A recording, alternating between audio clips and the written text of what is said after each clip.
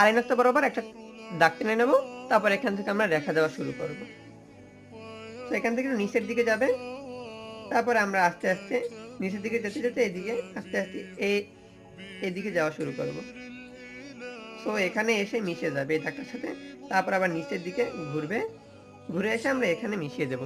আবার এখান থেকে আমরা এক পেন্সিল দিয়ে এভাবে এটা মিশ করে নেব।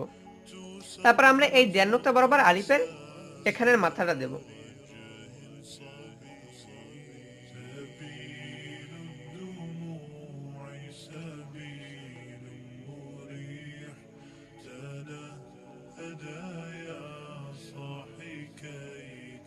সো এই কিন্তু আমাদের আলিফ হরফ লেখা হয়ে গেল।